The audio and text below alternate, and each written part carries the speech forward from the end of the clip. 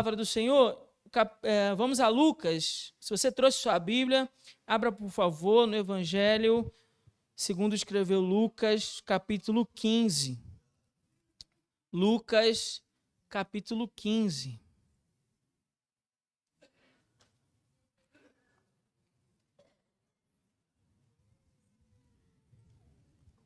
Lucas, capítulo 15. Nós vamos ler os versos de 1 a 3 e depois vamos pular para o verso de 11 até o 24. Primeiro a gente vai ler Lucas 15, de 1 a 3, e depois a gente vai para o verso 11, e então a gente vai ler até o verso 24. Se você já encontrou, pudesse colocar em pé, em reverência à palavra do Senhor, prometo, depois eu vou pedir para você sentar, não vou pedir novamente para você se levantar, a não ser depois na ministração da ceia. Diz assim a palavra do Senhor: todos os publicanos e pecadores aproximavam-se dele para ouvi-lo, mas os fariseus e os escribas o criticavam, dizendo: este recebe pecadores e come com eles. Então contou-lhes esta parábola. Agora vamos até o verso 11. Disse mais: certo homem tinha 2 filhos. O mais moço disse ao pai: pai, dá-me a parte dos bens que me cabe por herança.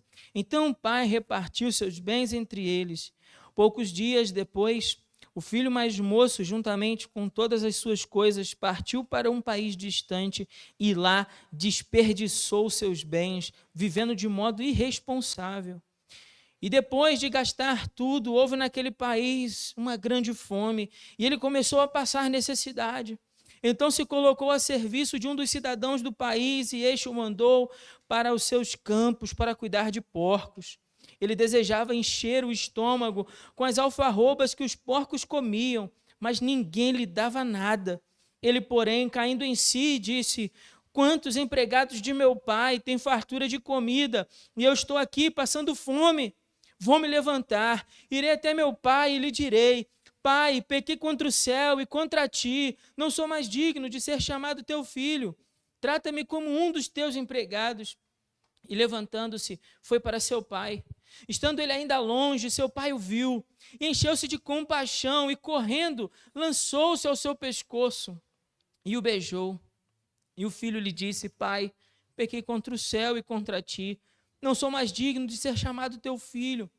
Mas o pai lhe disse aos servos: trazei depressa a melhor roupa e vestiu, pondo-lhe um anel no dedo e sandálias nos pés. Trazei também o melhor bezerro e matai-o. Comamos e alegramo-nos, porque este meu filho estava morto e reviveu, havia se perdido e foi achado, e começaram a se alegrar. Só até aqui, mantenha a sua Bíblia aberta, mas feche novamente seus olhos, vamos orar. Pai, nós estamos diante da Tua palavra e pedimos agora que no nome de Jesus, Teu Espírito Santo possa abrir, ó Pai, os olhos do nosso coração, por entendimento da Tua palavra. Pai, em nome de Jesus, abre, Senhor, os nossos ouvidos para ouvir a Tua voz, e os nossos olhos, Senhor, para que possamos Te ver. Em nome de Jesus, Senhor, toque em nossos corações, Senhor.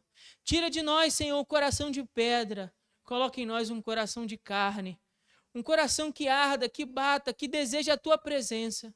Pai, em nome de Jesus, repreenda, ó Deus, todo espírito contrário à pregação da Tua palavra.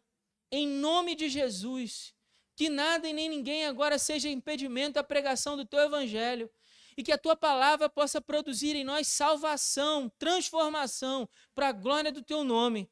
É o que nós oramos, no nome santo e poderoso de Jesus. Amém. Os irmãos podem se assentar?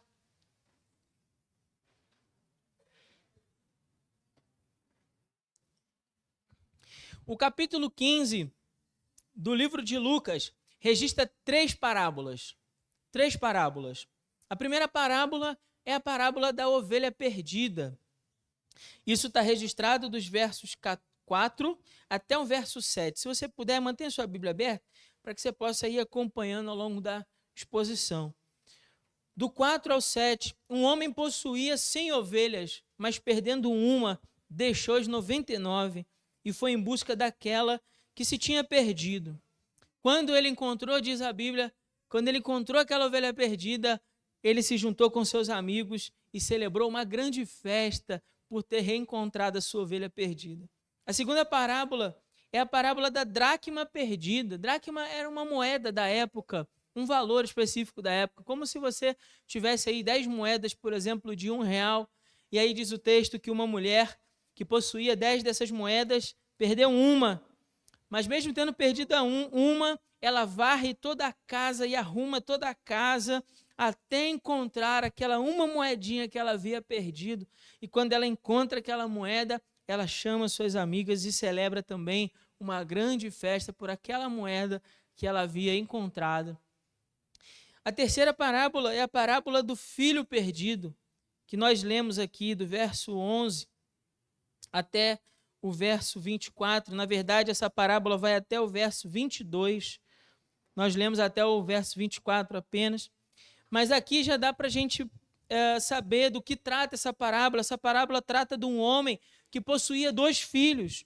E um deles se perdeu pelo mundo, saiu pelo mundo vivendo de maneira irresponsável, diz o texto, gastando todos os seus bens, toda a sua herança, até que um dia, lá longe, numa terra distante onde ele estava, ele cai em si. E caindo em si, ele se lembra de seu pai e decide então voltar para a casa de seu pai. Seu pai, ao recebê-lo, celebra também uma grande festa. 100 ovelhas, perde-se uma, mas quando se encontra, uma grande festa. 10 moedas, perdeu-se uma, mas quando se encontra, uma grande festa. 2 filhos, perde-se um, mas quando se encontra, uma grande festa. Mera coincidência? Não, não é coincidência. Todas essas histórias foram contadas por Jesus para expressar para os seus ouvintes o quão grande é o amor de Deus o Pai, quão grande é o amor de Deus que alcança o pecador, que encontra o pecador e que perdoa o pecador arrependido. Assim como na primeira parábola, o homem então encontra aquela ovelha, ele alcança a ovelha que se perdeu, que se extraviou do caminho, assim também é o amor de Deus, o nosso Pai, que vai em busca do pecador que se desvia do seu caminho.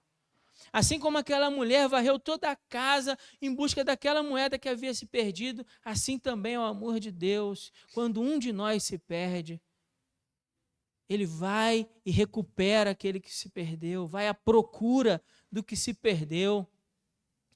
E assim também aquele homem que tinha 2 filhos e que alegra e celebra o filho que volta para casa, o filho que vem arrependido ao seu encontro, assim também é o amor de Deus, o nosso Pai, quando qualquer um de nós que é arrependido dos seus pecados, volta à sua presença, busca a sua presença, diz: Pai, eu pequei contra o céu e contra ti. Assim também o amor de Deus nos perdoa os pecados. Essa é a grande ideia desse texto. A grande ideia desse texto é que Deus, o Pai, em seu grande amor, alcança, encontra e perdoa o pecador que se arrepende de seus pecados. Eu vou repetir para você poder guardar aí na sua memória. A grande ideia do que o capítulo 15 está trazendo para nós, a grande mensagem, a grande ideia é a grande mensagem. Qual é a mensagem que está sendo transmitida aqui? É que o grande amor de Deus, o Pai, alcança, encontra e perdoa um pecador arrependido. Amém? É sobre isso que a gente vai meditar nessa noite. Interessante nessa passagem é que Jesus ele tem uma habilidade muito grande de comunicar isso. Então imagine que lá tinha uma grande multidão ali ouvindo, pessoas de todo tipo ouvindo Jesus, e aí ele conta uma parábola sobre um homem e as suas ovelhas, e aqueles homens adultos ali, trabalhadores, que estavam ouvindo as palavras de Jesus, eles então logo pensam: se eu também tivesse das minhas 100 uma ovelha perdida, certamente eu iria em busca daquela minha ovelha, né, para resgatá-la. E ali também deviam ter outras crianças e até mulheres também ouvindo a Jesus falando. E aí ele começa a contar de uma mulher que perde das suas 10 dracmas, uma dracma, e varre e limpa toda a casa. Certamente também as mulheres estavam ouvindo Jesus, tentaram: o que ele quer dizer com isso? Eu também faria isso, eu também arrumaria toda a casa, eu também limparia toda a casa até encontrar a que se perdeu. E depois, por último, Jesus então fala de um pai e do amor que o pai tem pelo filho. E aqui quem é pai e mãe aqui? Diga eu. Todo que é pai e mãe sabe aqui, consegue imaginar a dor que esse pai ficou ao filho ir embora. O sofrimento daquele pai, a tristeza daquele pai. Mas também fica fácil para cada pai e cada mãe, ao ouvir essas palavras, pensar no quão grande é o amor que um pai tem pelo seu filho, que uma mãe tem pelo seu filho. E Deus ainda tem um amor mais excelente do que o nosso, como a gente cantou aqui, um amor grande, um amor imensurável, um amor infinito, um amor ousado, que deixa as 99 em busca de uma pessoa que se perde. Muitos chamam essa passagem que nós acabamos de ler de a parábola do filho pródigo. Você já ouviu essa expressão? A parábola do filho pródigo? Mas nós hoje iremos aceitar aqui a sugestão do pastor Warren Wiersbe, que chamou essa parábola de a parábola do pai amoroso. A parábola do pai amoroso. Não a parábola do filho pródigo, mas a parábola do pai amoroso. Eu vou aceitar a sugestão do Wiersbe aqui, porque acredito que ele tem razão quando diz que a ênfase desse texto não é tanto sobre o pecado que o filho cometeu, mas é principalmente no grande amor de Deus pelos seus filhos, no grande amor que o Pai tem por nós, que alcança, encontra e perdoa o pecador que se arrepende dos seus pecados. Esse texto fala do grande amor de Deus, do grande amor do Pai. Para a gente entender melhor esse texto, eu dividi ele em três momentos que marcam três experiências vividas por esse filho que se perdeu. Então a gente vai meditar, vai caminhar na estrutura desse texto através das experiências vividas por esse filho mais novo. A primeira experiência é a experiência de rebelião do pecado. Rebelião. Como assim, pastor, rebelião? Vamos ler novamente? A partir do verso 11, acompanhe, por favor, na sua Bíblia. Diz assim o texto: disse mais, certo homem tinha dois filhos. E o mais moço disse ao pai: pai, dá-me a parte dos bens que me cabe por herança. Então, o pai repartiu seus bens entre eles. Poucos dias depois, o filho mais moço, juntando todas as suas coisas, partiu para um país distante e lá desperdiçou seus bens, vivendo de modo irresponsável. E depois de gastar tudo, houve naquele país uma grande fome e ele começou a passar necessidade. Então se colocou a serviço de um dos cidadãos do país e este mandou para os seus campos para cuidar de porcos. Ele desejava encher o estômago com as alfarrobas que os porcos comiam, mas ninguém lhe dava nada. Essa é a primeira experiência que aquele jovem moço tem, uma experiência de rebelião contra o seu pai. Pastor, por que rebelião? Porque diz a lei, né, pela lei, de acordo com a lei, a partilha da herança era feita mais ou menos assim. O filho mais velho, ele tinha direito a 2/3 da herança.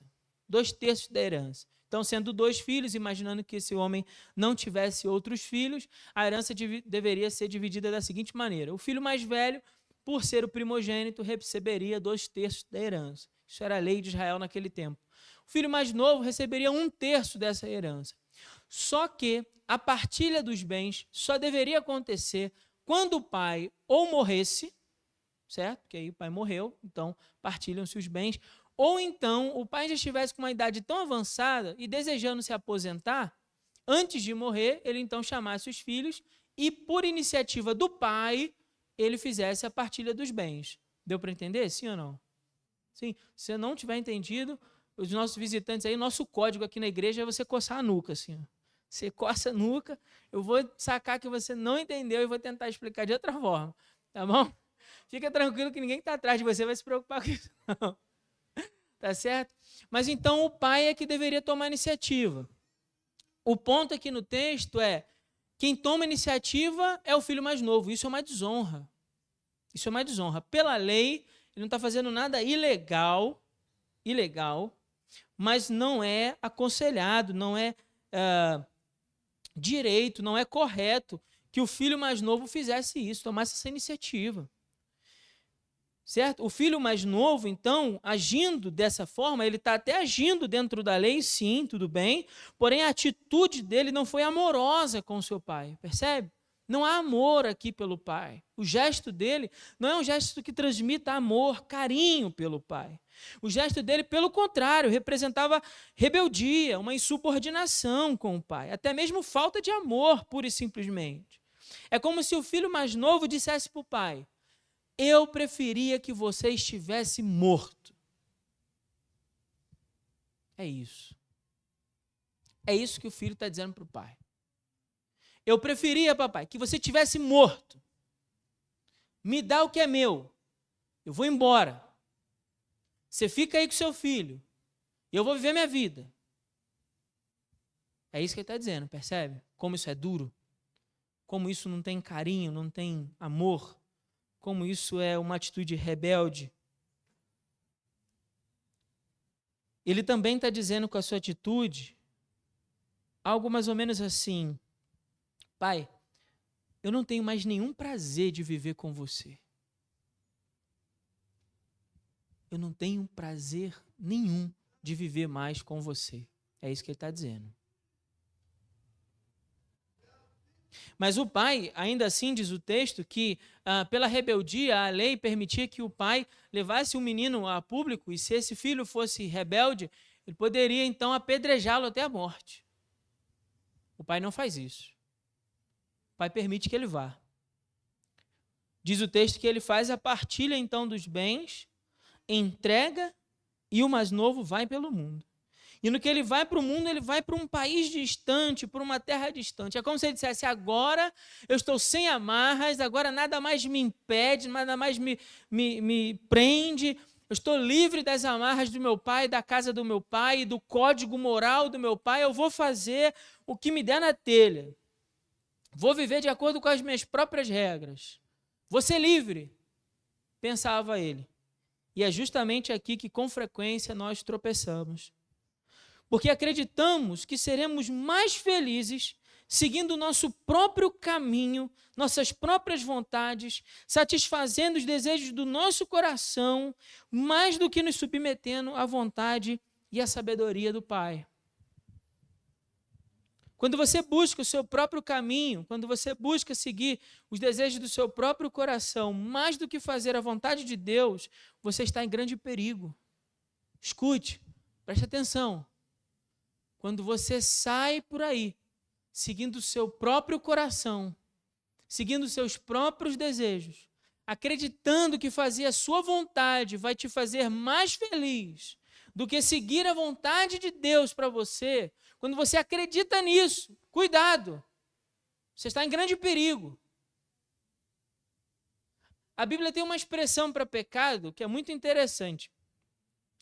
A expressão quer dizer o seguinte: quando você está andando por um lugar, imagina que eu estou aqui andando na direção de vocês, e aqui há uma distância, né, de pelo menos uns 50, 60 centímetros, se eu não estiver enganado. E aí o próximo passo,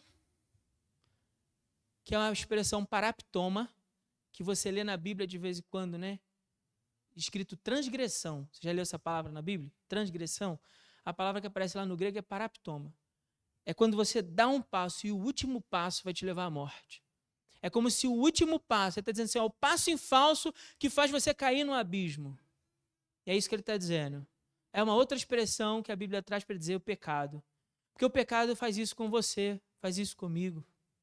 O pecado nos leva por um caminho que nos engana, que faz com que eu e você acreditemos que aquele caminho vai nos fazer mais felizes. E então, o próximo passo que você toma, esse é o passo que pode lhe levar à morte. Porque o coração do homem é enganoso. O nosso desejo é, com frequência, atraído pelo mal. A Bíblia vai falar que cada um de nós é atraído por um próprio desejo mal que existe em nós. Essa é a chamada natureza pecadora. E a natureza pecadora, então, nos conduz na direção do pecado. E aí alguém vai dizer para você lá fora: ei, se o seu coração está dizendo para você fazer, vai lá e faz. O importante é que você seja feliz. Cuidado. Cuidado. O próximo passo pode ser um passo em falso, porque o pecado, ele nos apresenta uma proposta de liberdade, mas o final dele é escravidão. pecado nos atrai com uma proposta de prazer, mas no final ele só causa dor. Ele te atrai com uma imagem de felicidade, mas no final só causa tristeza. Não se deixe levar pelos enganos do coração. Não se deixe levar pelo aquilo que o mundo lá fora diz. O mais importante não é que você se deixe levar pelo coração e seja feliz, não. O mais importante é que você tema a Deus e obedeça a sua palavra. Porque o pecado vai atrair você com uma vida feliz, mas no final ele só tem morte. No final ele vai te oferecer a morte. Não se engane, não. Não se engane. Cristo é o único que pode te oferecer vida. Cristo Jesus é o único que pode te oferecer a vida que vale a pena ser vivida. O único. Então, cuidado com aquilo que o mundo diz para você. Olha, seja feliz. Teu coração está dizendo, vai lá e faça. Não, meu irmão, minha irmã, em nome de Jesus. Você que está aqui hoje, nos visitando, escute com muito carinho o que eu vou te dizer. Cuidado, seu coração é enganoso. Nosso coração nos leva por caminhos que vão terminar levando você para distante de Deus. Então, o filho mais novo sonhava com esse desfrutar de uma liberdade. Ele sonhava com isso. Mas como é que terminou essa história? Diz o texto que ele gastou tudo. Verso 14, houve uma grande fome e ele começou a passar necessidade. Ele sonhava com uma liberdade, ele sonhava com uma vida feliz, longe da casa do pai, e termina, no fim das contas, como um escravo. Um escravo. Tem um detalhe aqui nesse texto muito interessante. Preste atenção aqui comigo. Diz o verso 15 assim, ó, que como ele passou a necessidade, então ele se colocou a serviço de um dos cidadãos do país. E este o mandou para os seus campos para cuidar de porcos. Porcos. O que isso quer dizer? Na cultura judaica, o porco é um animal impuro. O trabalho com porco seria o pior emprego que alguém pudesse pensar em ter. Seria o emprego mais humilhante que um judeu poderia ter. Cuidar de porco. Porque a lei proibia o trato com um animal impuro. Não permitia que você nem tocasse. Você já era impuro, considerado impuro diante de Deus. Agora, o texto não diz só que ele foi trabalhar, não. A situação é pior ainda. Porque, veja, irmãos, o pecado ele faz isso. Ele passa a fazer com que você deseje tudo aquilo que antes você odiava. Olha o que diz. E ele desejava o quê? Encher o estômago. Estou lendo o verso 16, se você puder acompanhar aí na sua Bíblia. Desejava encher o estômago com as alfarrobas que os porcos comiam. Em outras palavras, com a lavagem, com a comida dos porcos. Por que o texto está dizendo isso? Por que Jesus está construindo essa história, essa parábola? E está construindo uma história que trata de um homem judeu que é levado ao pior emprego que alguém poderia ter, o emprego mais humilhante, mais degradante, e não só leva a um emprego mais degradante, como ainda lá consegue ir mais profundo nesse poço e diz assim, ele desejava comer até a comida desse animal imundo. Sabe o que Jesus está tentando dizer? Que o pecado, ele vai nos levando por abismos cada vez mais profundos. Um abismo vai chamando outro abismo, um abismo vai chamando outro abismo, até que chega um momento, meu irmão, minha irmã, escute, que você já chegou no fundo do poço e você começa agora a desejar aquilo que você sempre odiou. É para lá que o pecado vai levar. É para lá que o pecado te leva. Deixa eu, com muito respeito, com muito zelo, não me entenda mal, abra o seu coração para o que eu vou dizer. Você que está nos visitando, mas no nome de Jesus, escute, reflita. Pensa isso que eu vou dizer agora. Você acha mesmo que uma pessoa que vive hoje na rua, usando crack, sem tomar banho por dias, deixando de comer para usar droga, você acha mesmo que essa pessoa, desde que nasceu, sonhava em ir usar droga, em estar naquele estado, naquela condição terrível? Você acha mesmo? É claro que não. É claro que não. Ninguém nasce sonhando com isso, ninguém cresce desejando isso para a sua própria vida. Cada um de nós vive a vida desejando ser feliz. E seguimos por caminhos que aparentemente são os caminhos que vão nos trazer essa felicidade, sim ou não? E você busca ao longo da vida fazer as melhores escolhas possíveis. Mas infelizmente, quando vemos uma situação como essa, uma pessoa em uma situação degradante como essa, eu e você nós temos o dever de parar e refletir sobre para onde o pecado pode levar uma pessoa. E se não for um estado tão degradante assim, os exemplos são os muitos. É o marido que mata a esposa, é o pai e a mãe que matam o filho. Os exemplos são muitos. Basta você ligar a televisão ao meio-dia ou às 20 horas. Os exemplos são os muitos. De homens que você olha para a televisão, olha para a notícia e diz assim, meu Deus, isso não pode ser um homem, isso deve ser um monstro. Por que você pensa isso? Por que isso vem à cabeça de você quando você está olhando para alguém que a Bíblia diz que quando foi criado para que fosse a imagem e semelhança de um Deus criador, de um Deus santo, de um Deus maravilhoso, de um Deus todo-poderoso, e para que esse ser que foi criado à imagem e semelhança desse Deus pudesse refletir e espelhar a glória de Deus pelo mundo. Você olha para aquela cena, para aquela imagem no jornal e você diz, isso deve ser um monstro. Sim, isso deve ser um monstro. Por quê? Porque a imagem de Deus foi distorcida naquele ser humano. O pecado distorce a imagem de Deus em nós, transforma você em outro ser, não sei que você nunca imaginou. Ou você acha que aquele jovem, quando vivia nas fazendas de papai, pensava assim, poxa, queria tanto comer uma comida de porco para saber qual é o gosto. Você acha que ele pensava isso? Uma vez uma pessoa veio me questionar dizendo assim, pastor, você ficou sabendo? Aí falou o nome de um irmão, falou assim, do fulano de tal. Está vivendo isso. É uma espécie de fofoca santa, sabe? Tem isso também no nosso meio, infelizmente. Como tem em qualquer lugar. A gente tem que aprender a lidar, não é assim? Amém?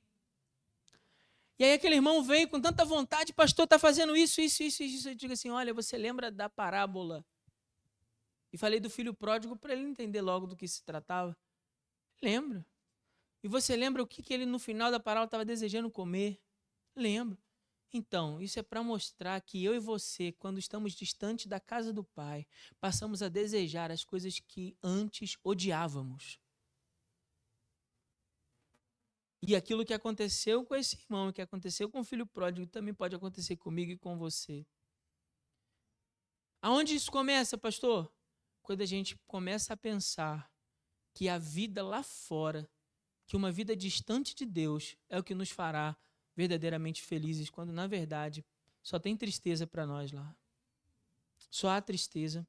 A segunda experiência vivida por esse rapaz é a experiência do arrependimento. Acompanhe, por favor, na sua Bíblia, versos 17 ao 19, diz assim o texto, ele, porém, caindo em si, veja, caindo em si. Se ele caiu em si agora, significa que antes ele estava onde? Fora de si, concorda?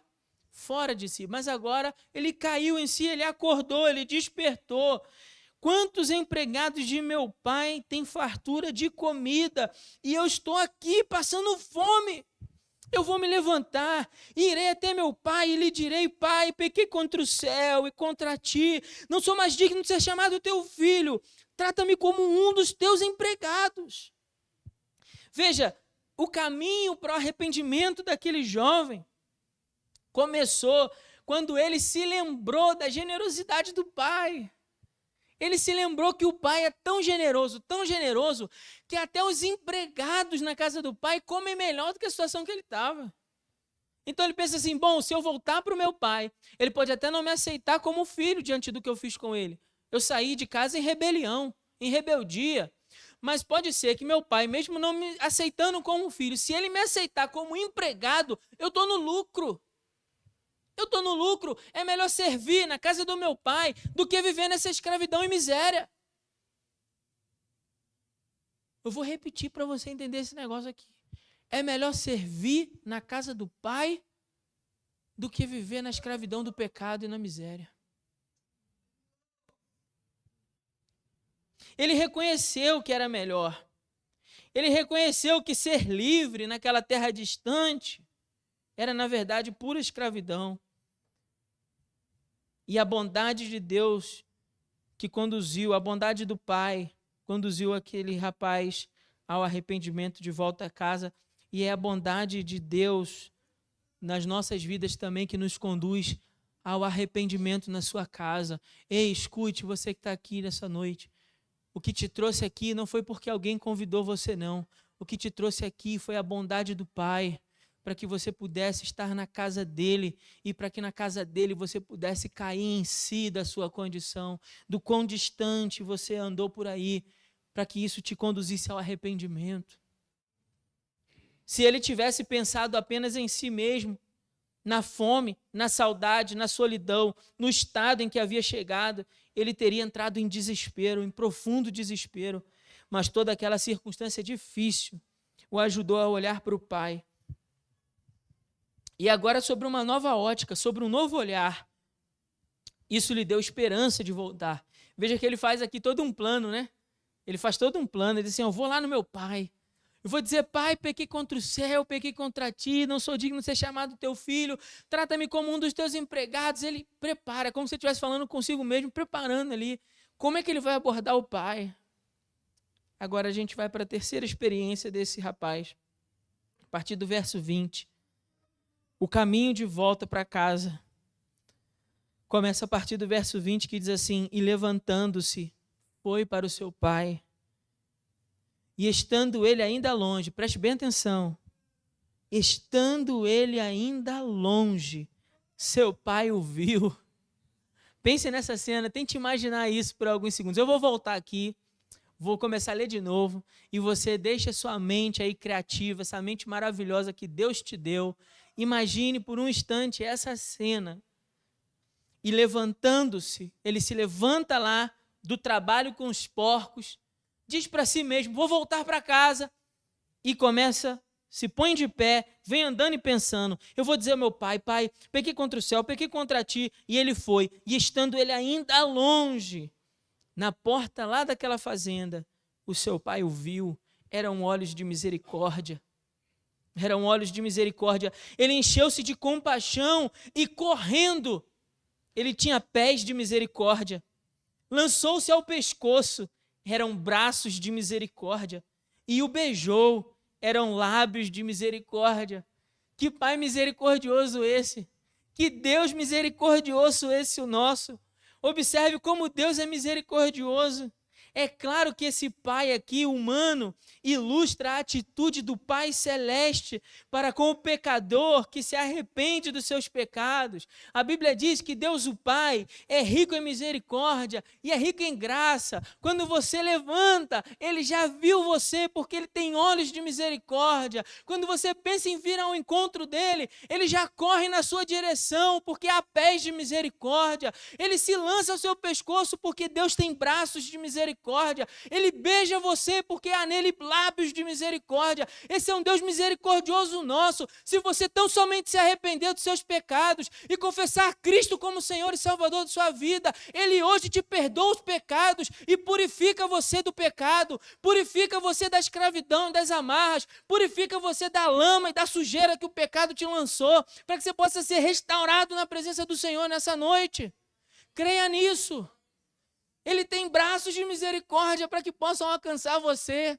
Sabe, pela manhã nós falamos sobre as dimensões do amor de Deus e nós falamos o quanto o amor de Deus ele é largo, ele é abrangente, que pode alcançar todo homem, de todo povo, língua e nação. O quanto o amor de Deus é comprido, que vai se estendendo de geração em geração até chegar em mim e você. O quanto o amor de Deus ele é profundo. Porque não há lugar, veja, não há lugar profundo demais para onde o pecado tenha te levado, que a graça de Deus não possa ir lá e te levantar. Não há lugar distante demais que você tenha ido, pastor, você não sabe da minha vida. Realmente eu não sei da sua vida, mas eu sei uma coisa sobre esse Deus que eu creio, que o amor dele é tão grande, que nenhum lugar é distante demais, que o amor dele não possa ir atrás de você. E com laços de amor eterno ele te atrai à sua presença. Nós falamos do amor de Deus, ele é tão alto, tão sublime, que pega o pecador lá do poço, do fundo do poço, e leva e conduz até o céu. Esse é o amor do Senhor por mim e por você. Você só precisa confessar seus pecados. Você precisa vir a Cristo. Você precisa declarar: Senhor Jesus, eu me arrependo dos meus pecados. Me perdoa, Senhor. E esse Deus que é rico em graça, que é rico em misericórdia, tem graça e misericórdia para perdoar seus pecados. Veja que tudo isso só é possível pelo sacrifício de Jesus na cruz do Calvário. Sabe o que faz eu e você sermos perdoados? Nós somos perdoados de graça, porque Jesus pagou o preço na cruz. Quando você ouve os crentes dizer que Jesus fez o seu sacrifício naquela cruz do Calvário e entregou sua vida naquela cruz, nós vamos ministrar a ceia daqui a pouco, que representa esse momento quando Cristo então entrega o seu corpo para ser ferido pelo meu e pelo teu pecado, entrega o seu sangue para ser derramado pelos nossos pecados. Isso então abre para nós uma porta que nos conduz à presença de Deus e ao perdão. Então, muitas vezes o diabo vai lançar uma mentira para você, dizendo: você não merece. Ninguém aqui pode saber, o pastor não sabe, mas eu sei o que você já fez lá fora. E eu estou dizendo para você, alguém já pagou o preço pelaquilo que você fez lá fora, para que você hoje aqui pudesse ser perdoado dos seus pecados. Todo o resto é mentira de Satanás. Alguém já pagou o preço, e ele pagou o preço naquela cruz. O caminho está aberto, o véu do templo se rasgou. Você só precisa ir a Cristo. E quando você vem a Cristo em confissão, em arrependimento sincero, e a Bíblia vai dizer que os méritos agora não são mais os teus méritos, as obras de justiça que você tenha praticado, porque afinal de contas nenhum de nós tem. E se você tem alguma dúvida disso, eu quero te fazer só 3 perguntas e não precisa me responder nenhuma delas, para você então ficar com clareza de que nenhum de nós tem méritos. A primeira pergunta é: alguma vez você já pensou que não deveria? Não precisa responder. Alguma vez você já disse o que sabe que não deveria ter dito? Também não precisa responder. Alguma vez você já fez o que não deveria ter feito? Veja como nenhum de nós aqui tem méritos diante de Deus. A Bíblia fala que todos somos pecadores e carecemos da graça de Jesus. A Bíblia fala que o salário do pecado é a morte, mas que há um dom gratuito em Cristo Jesus, que é a vida eterna. E esse dom gratuito foi pago por Cristo naquela cruz para que hoje você pudesse dizer: Pai, eu me arrependo dos meus pecados, pequei contra o céu e contra ti, não sou digno nem de ser chamado teu filho, Pai. Então o Pai nem discute o assunto. Ele tem pressa em reatar o relacionamento, porque ali há amor. Jesus pagou o preço mais caro para que eu e você então pudéssemos ser aceitos por Deus. Eu quero fazer um convite a você. Eu sei que você veio aqui hoje e você talvez ainda não tenha tomado uma decisão por Jesus. Mas eu gostaria de convidar você para que você viesse aqui à frente. Se há alguém aqui que nessa noite gostaria de entregar a sua vida a Jesus, eu gostaria de orar por você. Queria pedir ajuda aqui o Marçal. E